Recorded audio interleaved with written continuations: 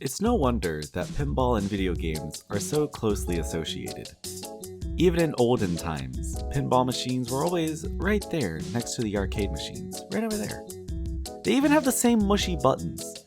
It's no wonder that video games have made so many attempts to emulate the feel of playing pinball. And while there are many good pinball games out there, none have quite captured that feeling that pinball has. The weight of the ball, the various pressure you can give the flippers, the oh-so-slight advantage a careful tilt can give, all add up to a much more tactile feel. Well, if that tactile feel can't quite be matched digitally, perhaps a tactical approach is what video pinball needs. Enter Odama, a game that can only be described as a strategy pinball game. This game was published by Nintendo, which is no surprise considering how much Nintendo loves pinball, and developed by Vivarium, which you might just recognize from their other hit game, Seaman for the Dreamcast. It's a bit of a wonder that this game is so obscure.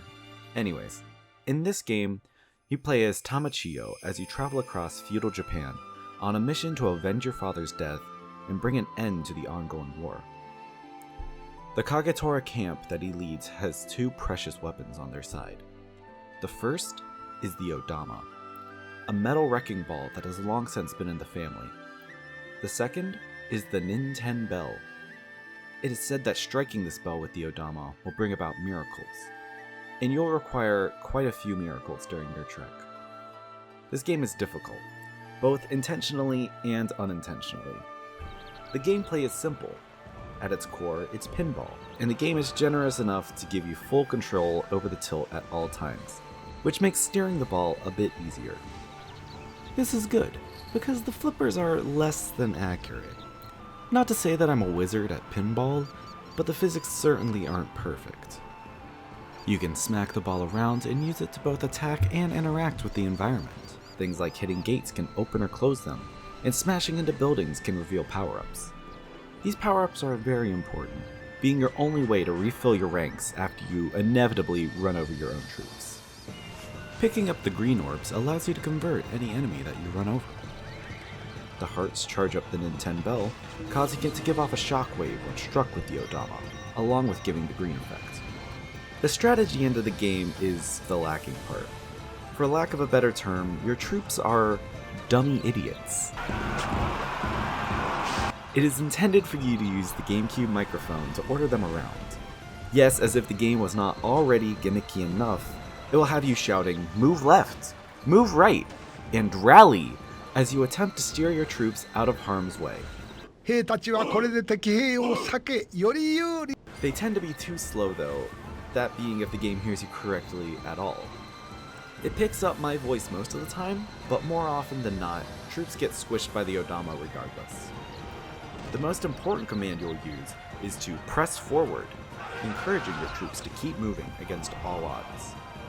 This costs some of that morale meter you see down there, and is required to command your troops to press forward to pass through the gate and finish the stage. As frustrating as it may be commanding your men at times, nothing raises the tension and immersion as much as when you need just that slight push to finish. You find yourself rhythmically chanting to your troops, "It's only a little further, just press forward, press forward, press forward!"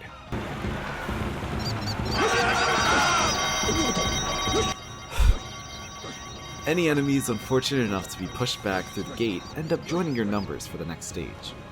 On the flip side of that emotional peak, nothing is more frustrating than seeing your own men start to backlash as their morale hits the bottom, and they begin refusing your commands.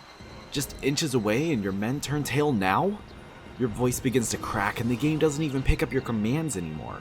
Those final pushes are some of the most emotional peaks I've experienced in a single player game. Rice ball power-ups can be shot at your troops to raise their morale if needed, but more often than not I use them to distract the enemy troops. And that's about it for the basics. But as you go, levels add their own individual flavors of complexity. Sometimes you need your troops to grab important items like Pikmin.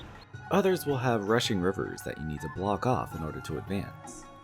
The footage you've seen so far is of the first 3 stages, so now we get a boss. The first boss of the game is against a very large man, with his own pair of flippers. You have to take control of them, knock him off his tower, and just run past. For all the bosses in the game, you can thankfully skip on actually killing the boss. You're rewarded an extra ball for doing so, which is, for the most part, not worth the trouble. I don't know about that hand card over there, it's just sort of there. That bucket in the top right will be your most hated obstacle. A single tap of it will send all of your troops swinging back the way they came, losing you a lot of ground.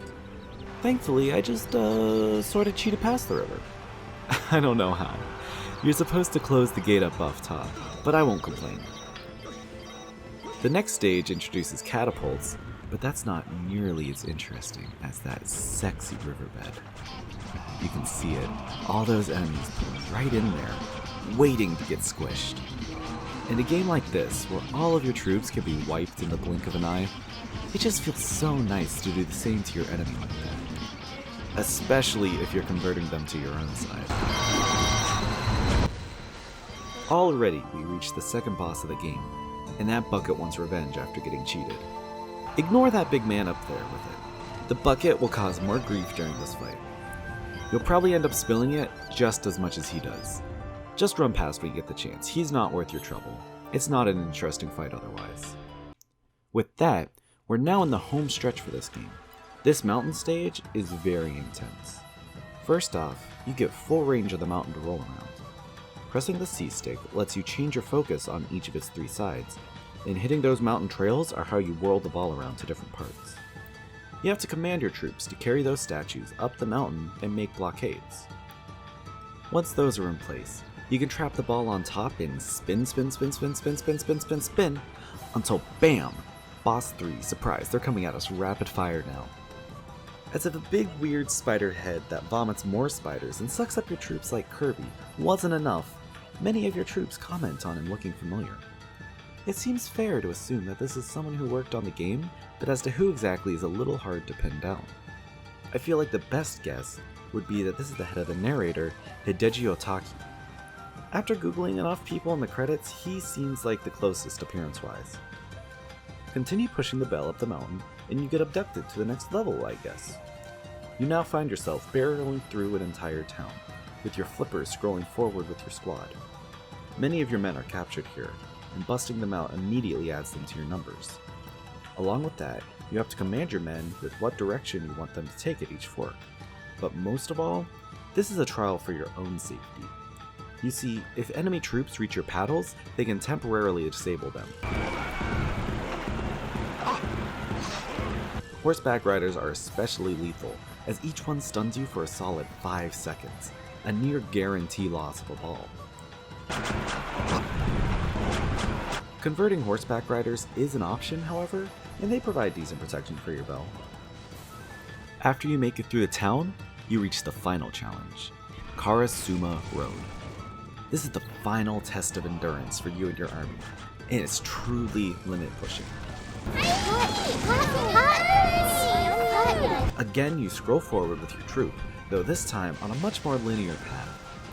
The difference here, however, is the invisible walls that prevent you from rolling indefinitely in front of you, which do a bit too well of a job of this, making some objects unreachable even if they're right in view.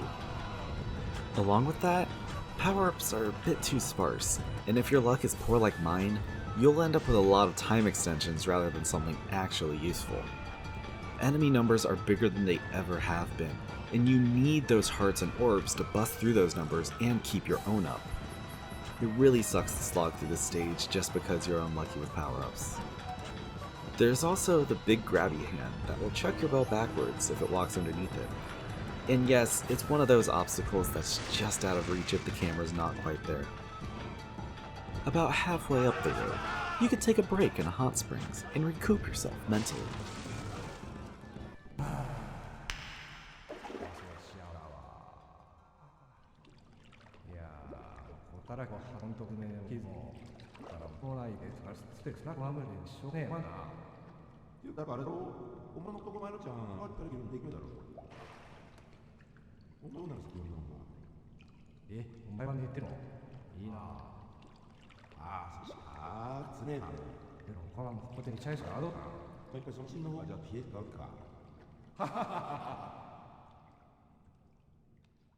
The final obstacle is one of those spinny panel things you see in McDonald's play areas, and upon finishing, there's nothing else to do but push forward. Push forward! Push forward!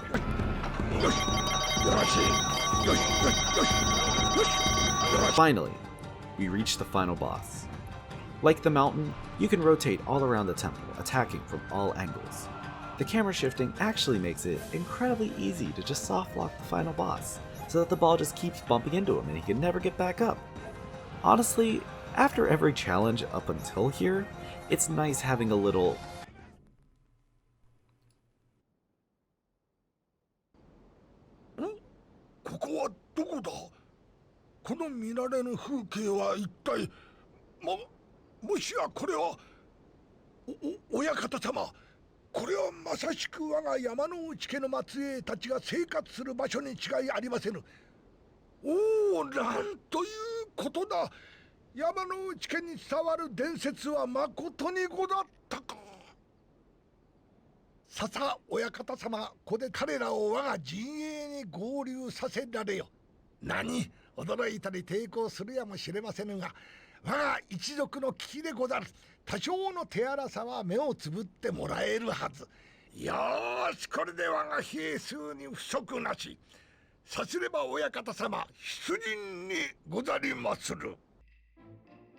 Well, as it turns out, going inside the temple transports you to modern-day Kyoto.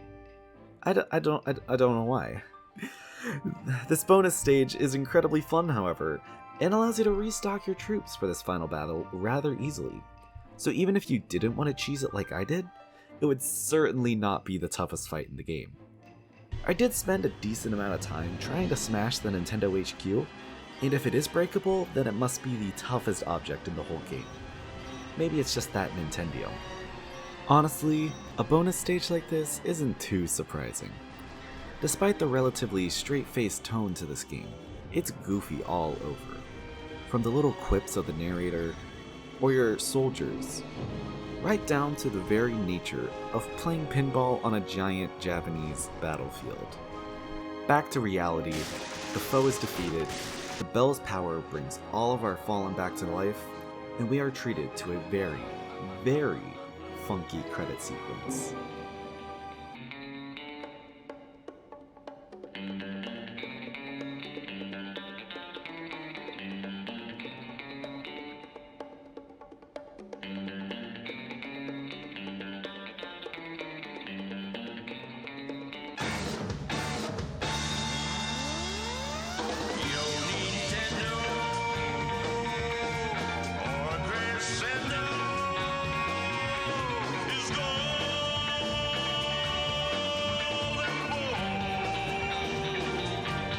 And that's Odama, one of the quirkiest games I've played in quite a bit. Not sure what else to say, you've seen it all. It's got its highs, its lows, its old man spider heads. It's just one big lovely novelty. After all that though, I still have the itch for some real